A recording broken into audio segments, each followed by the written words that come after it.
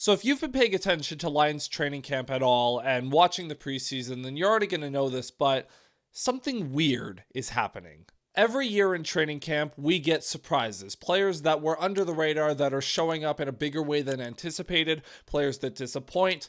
Now, as it pertains to the Lions, we know a lot of things. We know that this is a very good roster. We know that this is a roster with very few holes on it and even fewer question marks. And one thing that we thought we knew coming into training camp was that Hendon Hooker was going to be the backup quarterback. But as I said, every year we get surprises, and the surprise this year is that might not be so sure of a thing. For me and many others, after that preseason game last Friday against the Falcons, Kyle Allen seemed to take a step towards stealing that backup quarterback position because Hendon Hooker really wasn't that good. And on the flip side, Kyle Allen genuinely was good. Now, granted, if we go back just a single week to the Hall of Fame game, I said that I really didn't need to see a whole lot more from Kyle Allen because we know what he is at the NFL level. The problem that I didn't anticipate was that the more we see out of Hendon Hooker, the less I'm convinced that he should be the Lions' QB2. Now, let me tell you why I think that. Now, originally, I was going to pose this as the ability to anticipate windows and be an anticipatory quarterback versus being a reactionary quarterback. The problem is, though, I actually don't think that Kyle Allen is all that great at anticipating windows and anticipating throws at the NFL level, so I've kind of defaulted to changing my tune. This is more of a debate about confidence. Now, say what you will about confidence in a player. We saw last week the tweets going out about Trey Lance in the Hall of Fame game where Jim Harbaugh just seemed to have confidence in him, and Trey Lance then went out and balled out against this Lions team and looked really good.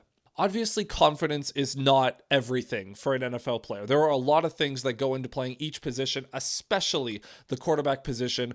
However, there is something to be said about a player that just plays with confidence and, as a result, plays with a lot more decisiveness compared to a player that is reactionary. And to me, that is exactly what the debate between Hendon Hooker and Kyle Allen is. Because Hooker has a lot more physical traits that you would want out of a quarterback. He has a stronger arm, he has more mobility, he's able to escape the pocket, and he has a lot of the physical traits that you look for in a modern day QB, whereas Allen doesn't really have the same tools. He has some of them. He has a pretty good arm. He can get out of the pocket and scramble. He just doesn't do that as well as Hooker. But the difference lies in that Allen has been a lot better at processing information and being decisive with the football in his hands. So let's start by looking at Hooker's play last Friday. So you're going to see on this play, the Lions have a bunch formation out to Hooker's left, running back Craig Reynolds is lined up to his right, and Isaac TeSlaa is lined up out wide to his right.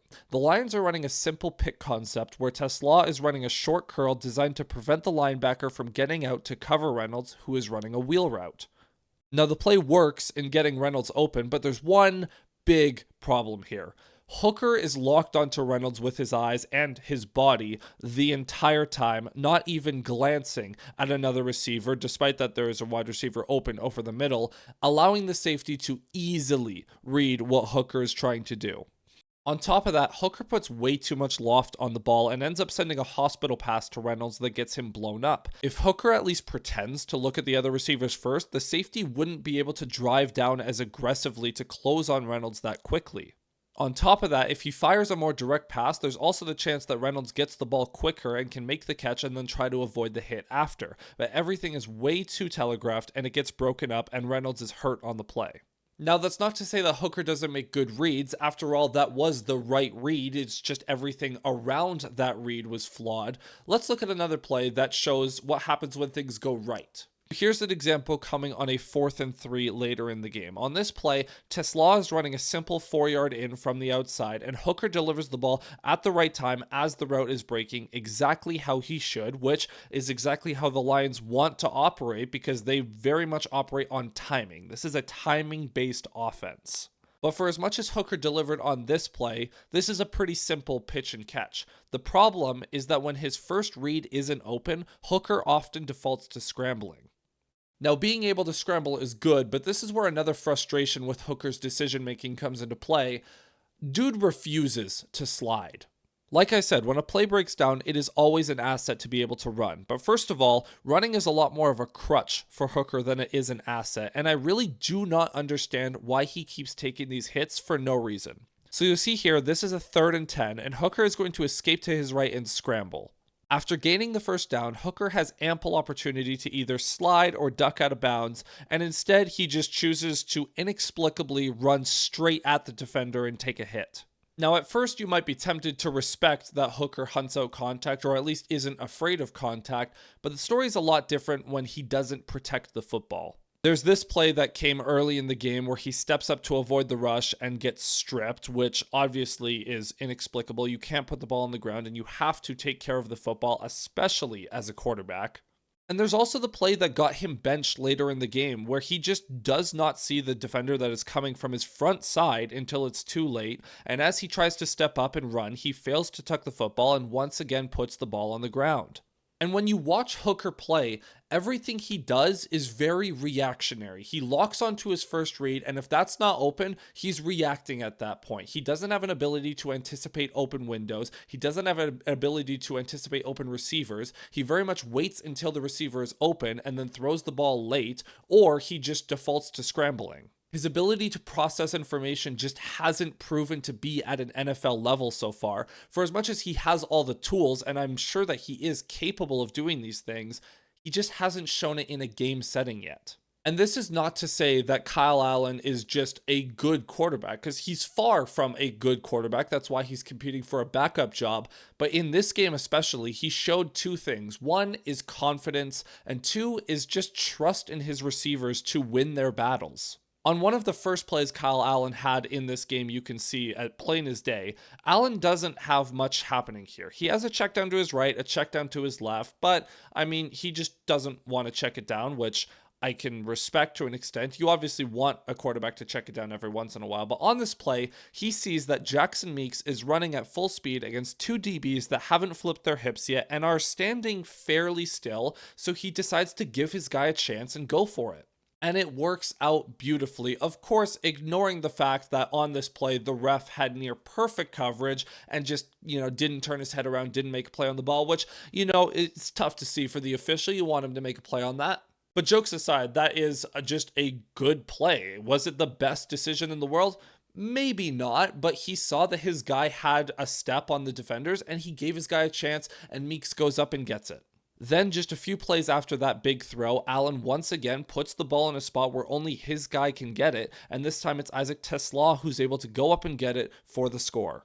Like I said, Allen is far from a perfect QB, but the throws he made in this game that you're going to see on screen now and the level of composure he showed in the pocket were beyond anything that Hooker has shown in a game setting in his career so far. There's the examples where Allen is escaping pressure, making throws under pressure, and just operating with a lot more composure, like I said, than anything Hendon Hooker has put on tape.